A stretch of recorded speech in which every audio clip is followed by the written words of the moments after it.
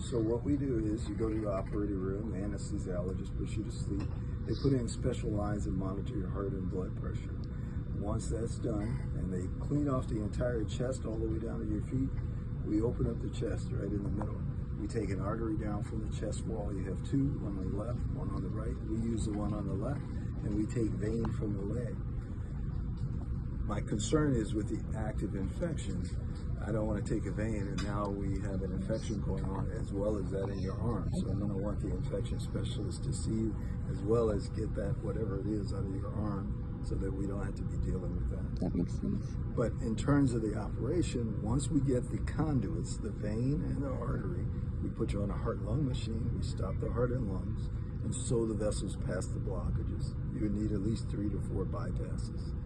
Once that's all done, we start the heart and lungs back up again.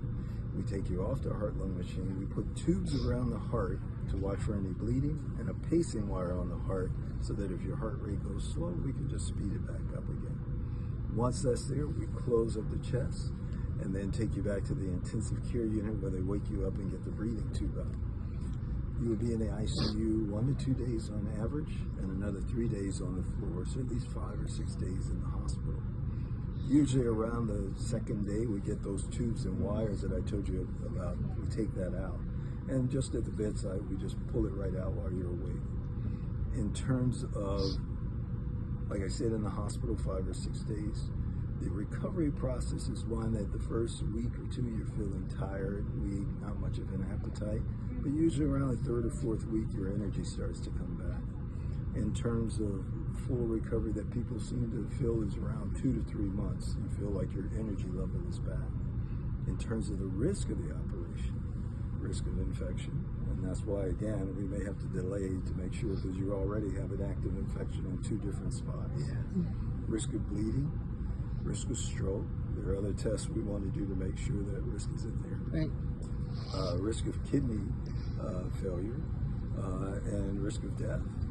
So that risk, again, I have to assess it once they do the echo and things of that nature. So, like I said, we'll be checking on you. I was at first saying I didn't know we needed to go right away when they called me. Thank you for this. Thank you so much. Right now you're pretty stable. But now that I see active infection, we don't want to do that because that could be a big risk to you and you get a major infection and that could take your life. Yeah, absolutely. Okay. Absolutely. That makes good sense. All right. Any questions about all that? While we're waiting for this to go, can I go home? No. I just live close. Didn't you hear what he said? No, we want He you said to, you could happen, something could happen closer. any second. All right. All right. All right. Well, I'll be checking up on you. I'm gonna No more get all questions? these Doc, tests done. thanks. Yeah, We'll thank take you great so care. much. All Thank you right. so much. All right. I appreciate Do you it. have any questions? I don't know. I'll be seeing you tomorrow. So Okay, cool. Okay. Thank All right. you. Appreciate it. Hey. All right. I just want to sniff in your face. It's you. That's you.